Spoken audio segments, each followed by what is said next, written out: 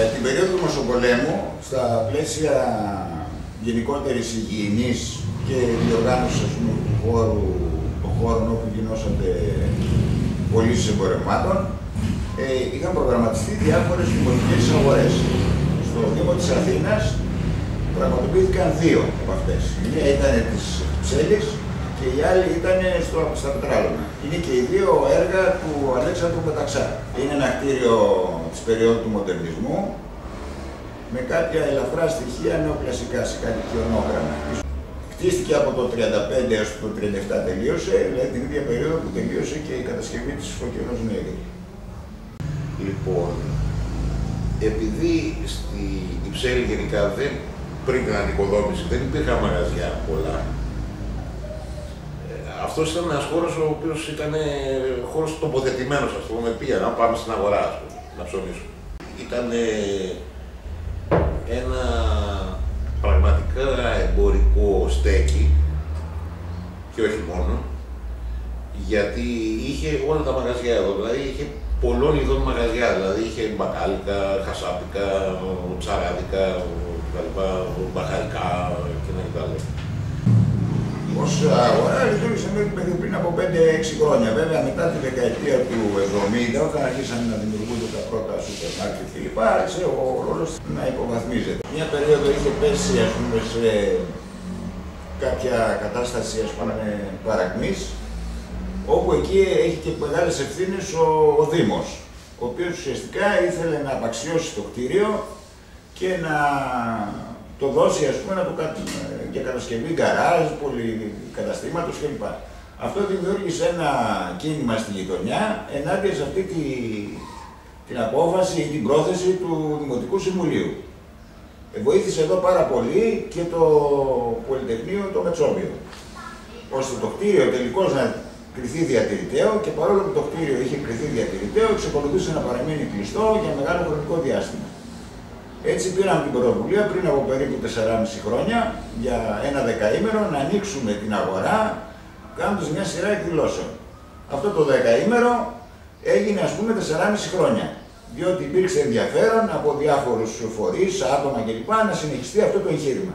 Δηλαδή ένα εγχείρημα αυτοδιαχείρισης, συμμετοχής της γειτονιάς και όχι μόνο σε μια σειρά από πράγματα που θεωρεί ότι έχουν παρουσιάσει κάποιο ενδιαφέρον.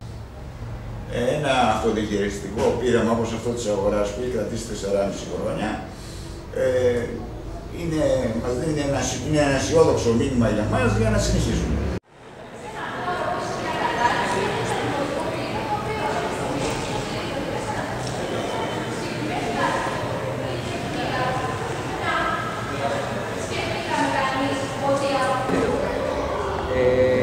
Συμμετέχω σε αυτή εδώ την προσπάθεια περίπου 3 χρόνια. Το κίνητρό μου ήταν καθαρά βλέποντας αυτή την προσπάθεια που γίνεται εδώ, δηλαδή περίπου σαν το γαλατικό χωριό του Αστερίκη με 2 λόγια, ότι άξιζε τον κόπο, ότι υπάρχουν πολλές δυνατότητες, ότι είναι ένας χώρος όχι τόσο κατάληψης, όσο να πάρουμε πίσω τους δημόσιους χώρους που μας έχουν αφαιρέσει. Θέλουμε να παραμείνει η αγορά όπως είναι, να συνεχίσει, να είναι έτσι ένας τόπος διακίνησης ιδεών και αλληλεγγύης, να μπορέσει δηλαδή να συνεχίσει να λειτουργεί ως αυτό ένα ιδιόμορφο πολιτιστικό κέντρο. Για να σας δώσω να καταλάβετε, έχουν γίνει πάνω από 700 πολιτιστικές εκδηλώσεις. Όλες οι εκδηλώσεις που γίνονται εδώ είναι δωρεάν. Συνήθως τη Δευτέρα έχουμε μια λογοτεχνική βραδιά. Παρουσιάζουμε βιβλία, ποιητές, πεζογράφους, ιστορικούς κτλ. Από την άλλη μεριά γίνονται από παρουσιάσεις θεατρικών έργων, θεατρικά δρόμενα, διαλέξεις για διάφορα θέματα ή βραδιές αφιερωμένες σε κάποιους ποιητές του. Έχουμε κάνει 2 πολύ μεγάλες εκδηλώσεις. Το Σάββατο λειτουργεί σαν μια λαϊκή αγορά βιοκαλλιεργητών που είναι η φθηνότερη σημειωτέων στο όλο το καφοπέδιο.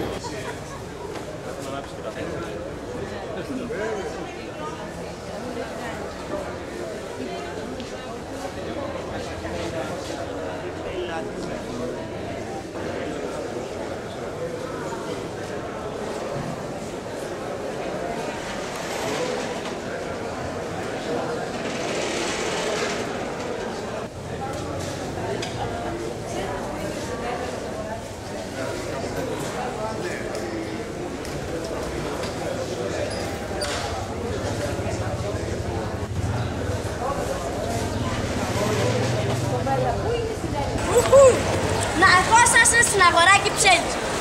Πάντα αγοράκι τσέλ.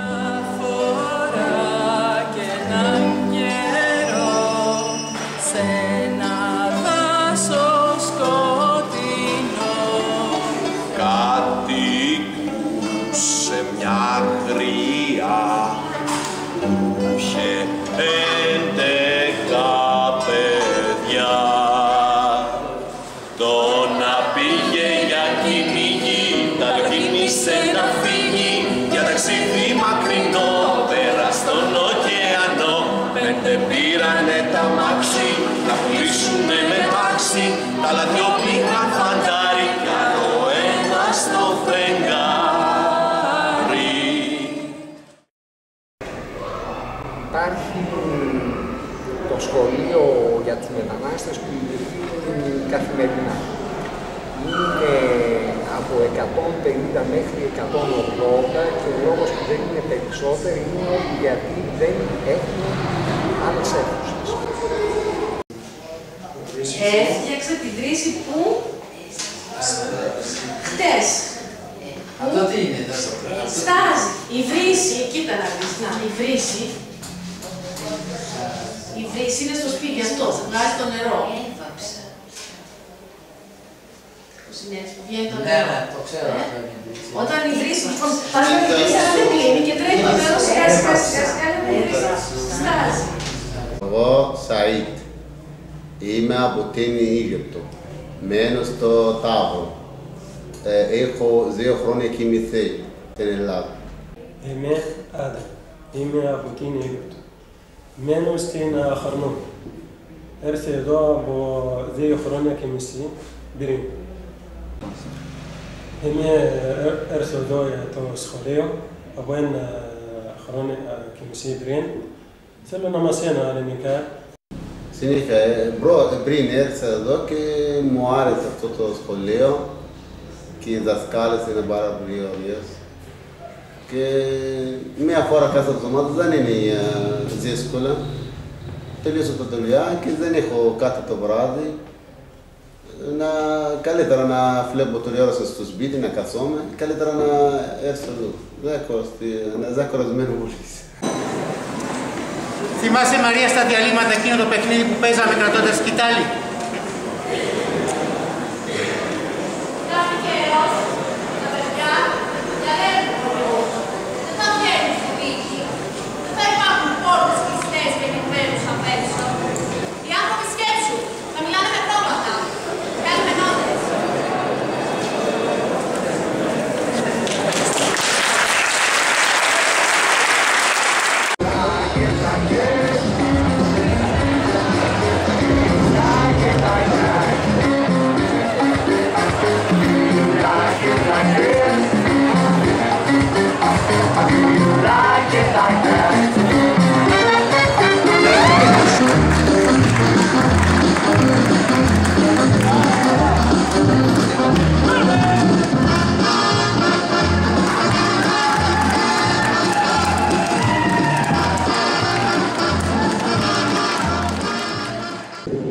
Και κάπου εδώ τελειώνω και να σας ευχαριστήσω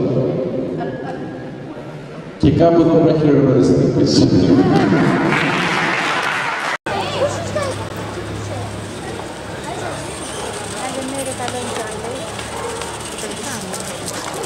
Άιντε, μαμί! Θέλουμε άλλο.